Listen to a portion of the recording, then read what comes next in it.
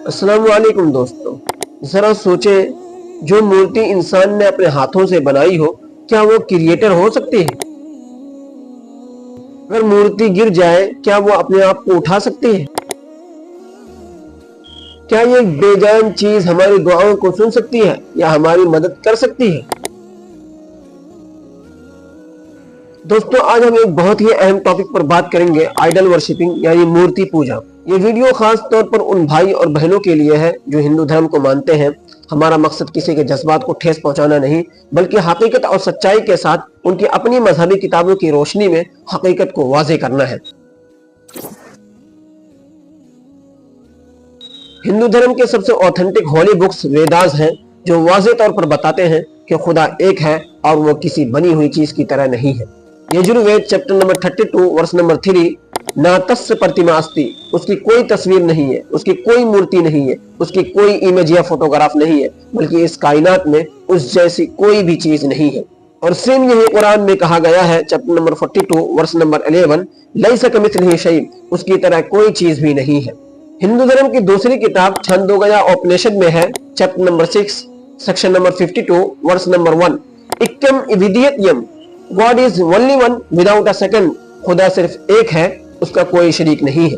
Same यही कुरान कहता है, चैप्टर नंबर 112 वर्स नंबर 1 और 2, कुल हुवल्लाहु अहद अल्लाहु समद, ऐ मोहम्मद सल्लल्लाहु अलैहि वसल्लम आप कह दीजिए कि खुदा एक है, वो बेनियाज यानी आत्मनिर्भर है। ऋग्वेद में कहा गया है, book number 8 hymn number 1 verse number 1, मा दह्यो मा प्रतिष्ठा मा परचारिक पशिया। दोस्तों, इस वर्ष में साफ कहा गया है कि उस खुदा की इबादत किसी मूर्ति के जरिए नहीं की जा सकती है। और भगवत गीता में तो यहाँ तक कह दिया गया है, चैप्टर नंबर 7 वर्स नंबर 20, कि जो लोग दुनियावी ख्वाहिशात के गुलाम हैं, वही मूर्तियों की पूजा करते हैं।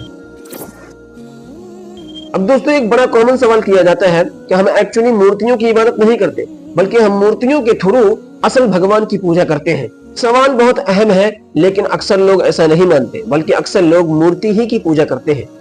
दूसरी बात कि इस यूनिवर्स में खुदा की तरह जब कोई चीज नहीं हो सकती, सारी चीजें उसकी बनाई हुई हैं, तो हम क्यों मूर्तियों को जरिया बना रहे हैं उस तक पहुंचने के लिए? और खुदा हर वक्त और हर जगह मौजूद है। हमें अपने खुदा से डायरेक्टली बात करनी चाहिए, इनडायरेक्टली नहीं, और वो यही चाहता है। हकीकत खुदा अपने बंदों की सुनता है। आप उसको सच्चे दिल से पुकार करके तो देखें, और अपने सच्चे पैगंबरों के जरिए किताब की शक्ल में ह्यूमन काइंड को जवाब भी देता रहा है। और एक दिन आने वाला है कि जिस दिन वो अपने हर बंदे से डायरेक्टली बात करेगा, और खुदा का ह्यूमन काइंड को आखिरी जवाब किताब की शक्ल में कुरान मजीद है, और आखिरी मैसेंजर मोहम्मद सल्लल्लाहु अलैहि वसल्लम है। दोस्तों, अगर आपको यकीन नहीं आ रहा है तो ये सारी बातें आप चैट जीपीटी से पूछ सकते हैं, वो आपको अनबायस्ड होकर जवाब देगा। लेकिन सवाल पूछने की हिम्मत तो करें। Questioning is the beginning of intelligence. We are human and we are intelligence.